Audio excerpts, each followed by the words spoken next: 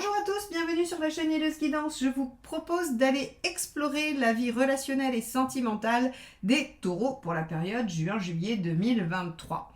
Avant toute chose, merci infiniment à tous ceux qui sont déjà abonnés à cette chaîne, qui like, qui commentent et qui partagent. C'est grâce à vous que je peux continuer à vous les présenter tous les mois. Pour ceux qui ne sont pas encore abonnés, n'hésitez pas, si vous cliquez en plus sur la petite clochette, vous serez notifié de la sortie de toutes mes vidéos et vous serez donc averti quand votre signe sortira, aussi bien sur la guidance générale que sentimentale. Alors, merci infiniment à tous ceux qui vont le faire maintenant. Allez, c'est parti, on va aller voir quel est l'arcane majeur qui va donner la tonalité à votre période sentimentale et relationnelle sur juin-juillet 2023.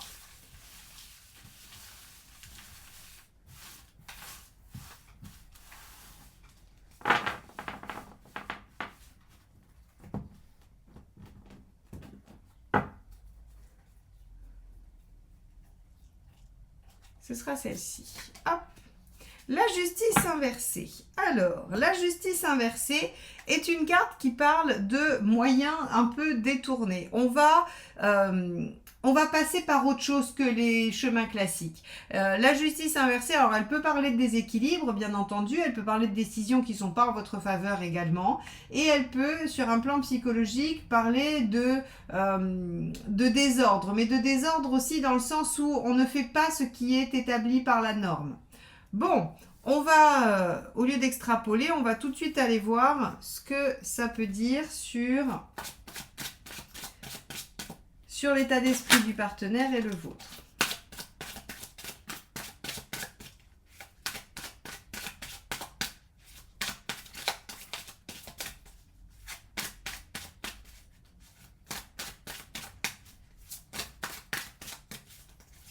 Hop là. Bon, ben ça sera celle-ci. Hein. Hop. Le 4 de denier. Alors, ce qu'il signifie le 4 de denier, c'est que le partenaire semble accroché à quelque chose. Le partenaire, visiblement, est fixé, est figé. Soit vous êtes ensemble et les choses n'évoluent pas parce que le partenaire s'accroche à quelque chose, s'accroche à une idée, à un concept, à un projet, à une volonté, à un comportement. Là encore, hein, ça peut être variable, mais en tout cas, ce 4 de denier indique que votre partenaire semble dans une forme d'inertie, d'impossibilité de lâcher quelque chose et dans une volonté de statu quo. Ok. Peut-être pour ça que vous prenez, que vous tranchez aussi. Hein. On va aller voir.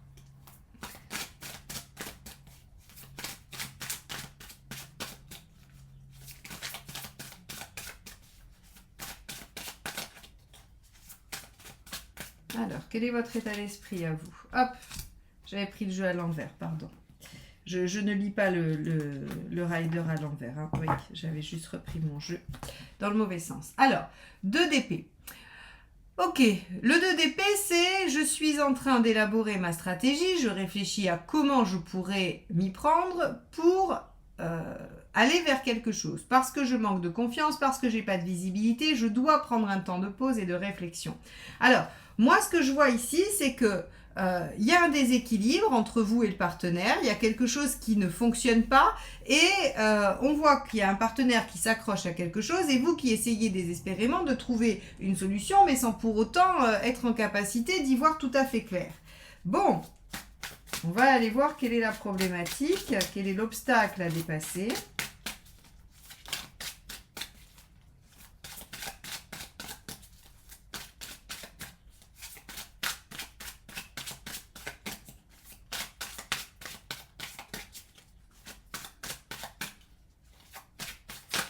Hop là. 5 d'épée. Il y a eu des vexations. Il y a eu des choses qui ont blessé. Le 5 d'épée, c'est les blessures et on n'arrive pas à lâcher. Je pense que ici, 2 options. Soit votre partenaire vous a blessé, il refuse de le reconnaître et il reste dans sa posture. Soit vous avez blessé votre partenaire et il ne veut absolument rien entendre. Il n'est pas en capacité de bouger par rapport à cette blessure, par rapport à cette, j'allais dire presque cet affront. Parce qu'avec un 5 d'épée, on est vraiment dans la fierté qui a été atteinte, qui a été touchée. Donc on a ici quelqu'un qui visiblement n'a pas l'intention de lâcher en fait finalement et qui compte bien soit vous le faire payer, soit vous faire comprendre que vous êtes fautif ou que voilà ou que lui ne l'est pas. Hein. Mais en tout cas, il y a une posture d'ego qui fait que les choses sont tenues et que l'autre ne veut pas lâcher. Bon, on va aller un peu plus loin pour voir.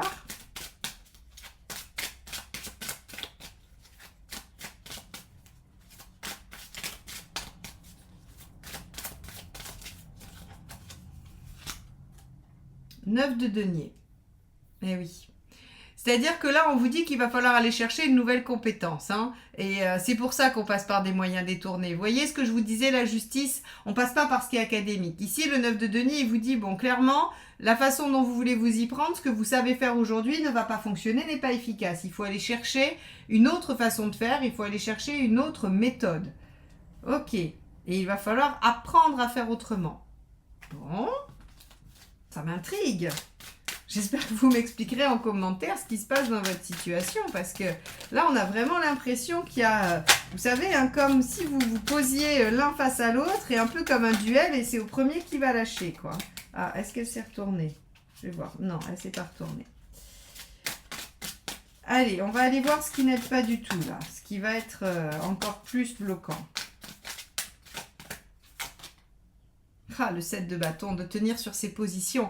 Là, on a vraiment, en fait, tout un tirage qui nous dit, entre le 4 de denier, le 5 d'épée, et ici, ce 7 de bâton, si vous voulez, pour moi, il y a vraiment la problématique de tenir sur une posture et de défendre son territoire sans qu'il y ait finalement même presque de réflexion. D'ailleurs, vous voyez bien, la justice, normalement, quand elle est à l'endroit, elle écoute chacun des parties et elle essaye de réfléchir avec lucidité. Là, on n'a même pas de lucidité, on a du jugement en fait finalement. C'est-à-dire que là, pour moi, il y a un énorme malentendu où il y a un manque d'écoute de l'un et l'autre, ou de l'un envers l'autre. Hein. Alors là, après, dans quel sens ça va être variable selon les histoires, mais en tout cas, on a une histoire de vexation, une histoire de quelque chose qui a blessé, qui a fait de la peine, et vous ne savez pas comment faire, et l'autre refuse de bouger. Hein. Ça c'est sûr.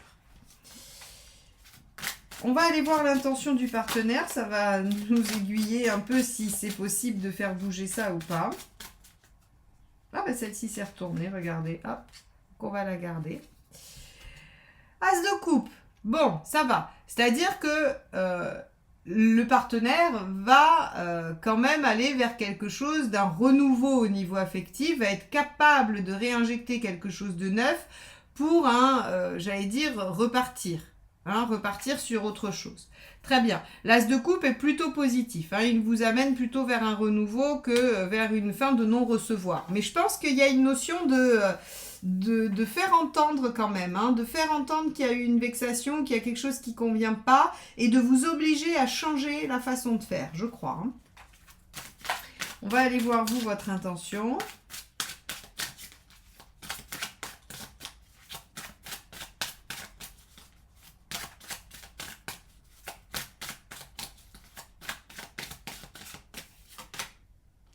Reine d'épée. Ok. Reine d'épée, vous avez quand même l'intention de trancher. Alors, vous êtes en épée hein, quand même. Hein, vous n'êtes pas dans de la coupe, vous. Hein. C'est-à-dire qu'il y a quand même de la stratégie, il y a quand même de la réflexion. On a laissé un peu l'affect de côté et on se pose des questions. La reine d'épée, vous savez, c'est celle à qui on a déjà fait du mal et on ne lui refera pas le coup. Hein. On ne lui refera pas une deuxième fois. Donc, je pense qu'il y a probablement des blessures des deux côtés, que on a le partenaire qui est figé sur ça et qui a du mal à accéder, même si ça va être possible à un renouveau, et vous en fait qui êtes en train d'essayer de trouver une stratégie, soit pour finalement avoir le dernier mot, soit pour essayer de vous en sortir sans trop de dommages en fait. Hein. Donc là pour moi il y a quand même une situation très conflictuelle. Hein. Très conflictuelle et vous êtes vraiment... on ne me la fera pas une deuxième fois et donc je réfléchis à comment je vais me dépatouiller de ça. Bon, on va aller voir comment ça se termine cette affaire là.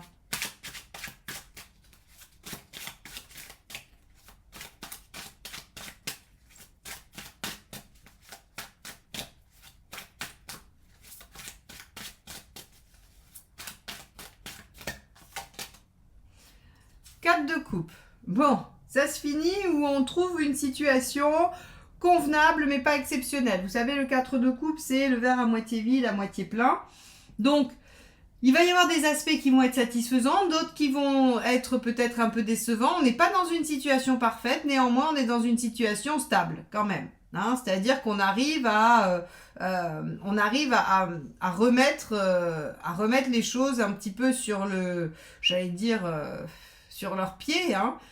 Et avec un 4 de coupe, on n'est pas entièrement satisfait, mais il y a quand même des aspects positifs. Hein. N'oubliez pas ça. Le 4 de coupe, c'est cette capacité à maintenir une situation qui est mitigée.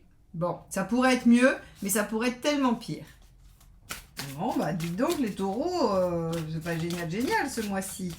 Je sais pas ce qui vous est arrivé avec le partenaire, mais on va aller voir les conseils.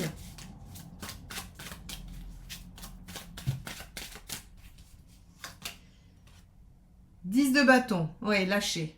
Lâcher la bagarre, lâcher le poids, accepter en fait d'en finir pour accéder à une nouvelle page. Alors, moi j'aurais tendance à dire que là, pour le coup, sur ce tirage-là, le partenaire est davantage capable de lâcher son 4 pour aller vers du renouveau que vous êtes quand même bien dans le mental et du coup, à mon avis, vous portez beaucoup. Donc, on vous conseille de lâcher certaines choses pour vous permettre d'accéder à ce qu'il y a de bien dans le 4 de coupe et de déployer ce qu'il y a de bien plutôt que de focaliser sur ce qu'il y a de négatif ou qui ne va pas. Parce qu'un 10 de bâton, c'est pas rigolo. Hein. Donc là, on vous dit de vous délester de ce qui est trop lourd.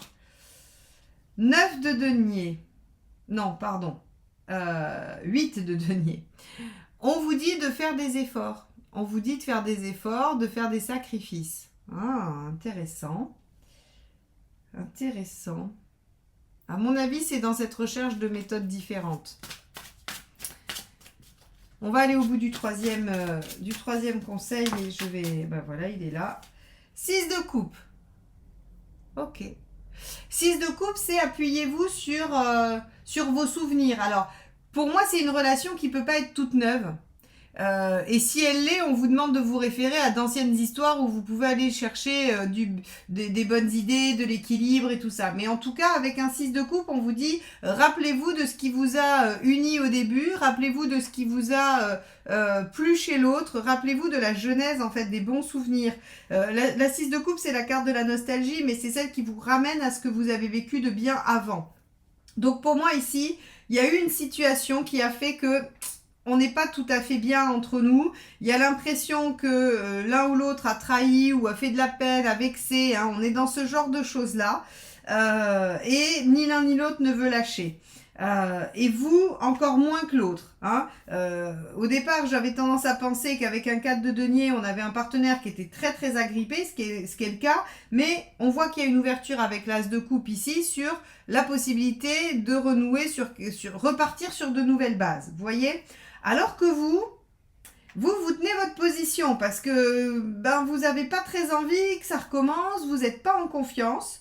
Hein, la reine d'épée ne fait pas confiance. Alors qu'on vous dit, bon, lâchez, faites quelques efforts et rappelez-vous de ce qui vous a fait apprécier cette personne finalement. Et rappelez-vous comment les choses peuvent être équilibrées, harmonieuses et réciproques. Donc, j'aurais tendance à dire que vous êtes en frontal avec l'autre et que, en tout cas, vous n'avez pas l'intention de lâcher le premier ou la première.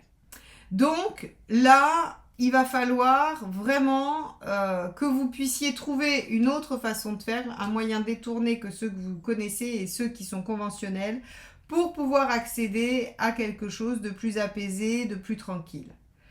Bon, les taureaux, pas un tirage très facile, ni même un tirage facile à expliquer.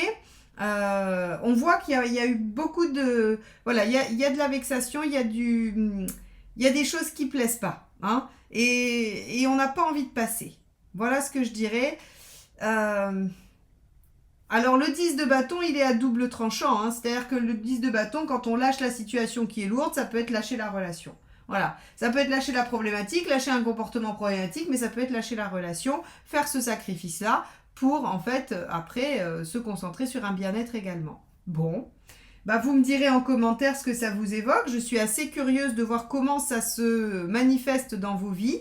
En tout cas, j'espère que ça vous aide à mieux cerner ce qui s'y joue et à voir un petit peu les enjeux, les positionnements de chacun. N'hésitez pas à aller voir le tirage sentimental du partenaire hein, pour voir un petit peu ce qui est dit pour lui ou pour elle. Ça pourra vous éclairer. Je vous mets la playlist à la fin. Et si vous avez besoin d'éclairage personnel, eh bien, n'hésitez pas, je peux vous proposer une guidance où on ira explorer votre situation individuelle. Bon, allez, on va aller voir le tirage de vie émotionnelle. Alors, hop, on va garder ça. Alors, taureau, c'est parti. Vie émotionnelle.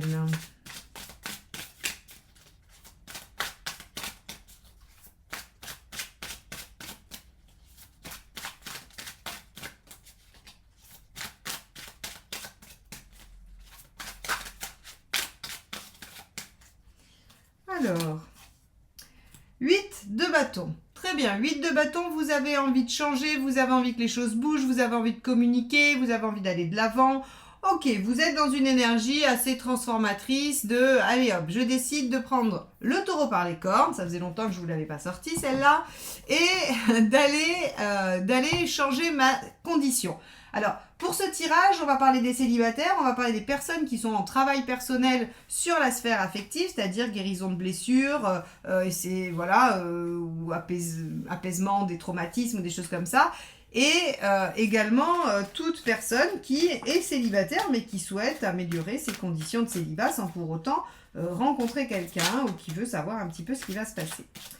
Allez, donc on va voir que effectivement vous avez envie que les choses changent, que les choses bougent et on a du 4 de bâton dans votre volonté également. Alors, le 4 de bâton, si vous voulez, ce qui va vous expliquer, c'est que vous avez envie d'être dans l'instant présent, dans la joie, vous avez envie de poser des bases positives et joyeuses qui vous permettent de profiter de la vie et pourquoi pas vous engager durablement dans quelque chose.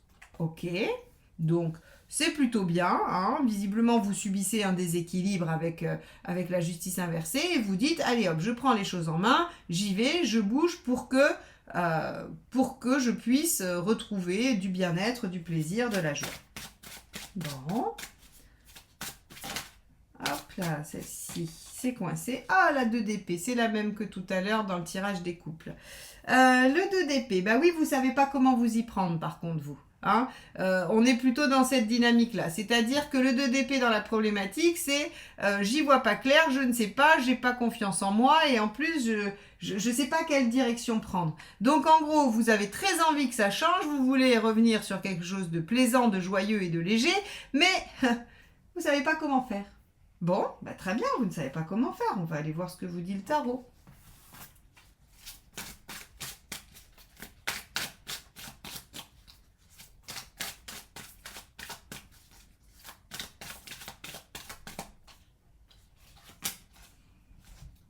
De denier.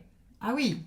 Alors, là pour le coup, le 3 de denier, ce qu'il va vous demander de faire, c'est d'y aller étape par étape, petit à petit, et de voir déjà ce qui fonctionne, de trier le grain de livret. En gros, si vous voulez, on vous dit avec un 3 de denier que ce qui va être important, c'est de voir que il y a des choses qui fonctionnent, il y a des choses qui vous permettent d'élaborer votre situation, il y a des petites choses, oui, qui fonctionnent, tout simplement. et qu'il va falloir vous concentrer sur ces petites choses qui fonctionnent. Si par exemple, je vous dis une bêtise, hein, mais si vous avez remarqué que le matin, quand vous prenez votre transport en commun, quand vous rentrez dedans avec un sourire et que vous dites bonjour à la volée à tout le monde, eh bien vous avez des petits regards un peu sympathiques et tout ça, eh bien ça veut dire que c'est dans cette voie. C'est dans cette voie qu'il faut aller, c'est-à-dire qu'il faut rentrer dans votre transport en commun, dire bonjour avec un grand sourire et puis hop, aller plus loin, si quelqu'un vous sourit, lui faire un signe de tête, aller la voir ou le voir, ou voilà.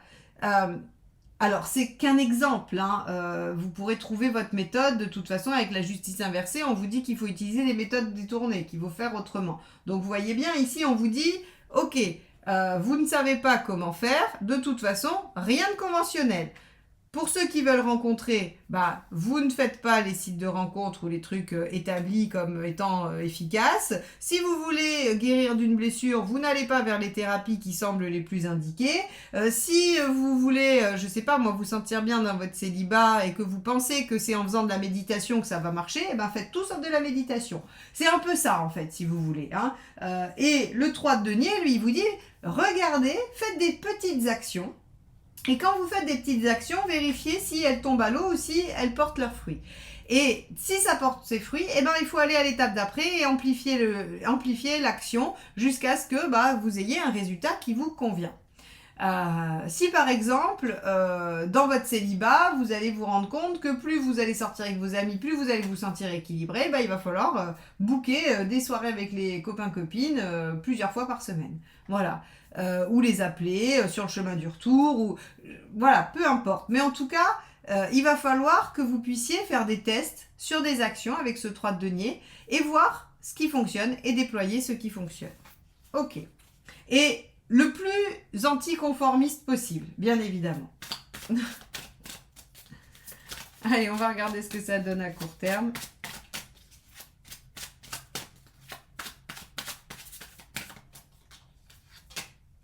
Tempérance, super. Déjà, vous retrouvez plaisir, joie, équilibre, communication fluide. On se rapproche des bons moments. Hein. Les cartes de bons moments, soleil, 4 de bâton, tempérance, tout ça, c'est chouette. Hein. Donc, on est sur le retour à quelque chose qui vous permet de vous sentir plus à l'équilibre. Regardez, vous êtes quand même un peu en déséquilibre à cause de cette situation. Donc, ici, la tempérance vient amener une forme de convalescence, d'amélioration, de fin d'épreuve. Super, donc ça c'est pour, on va dire, la fin du mois de juin. Et sur juillet,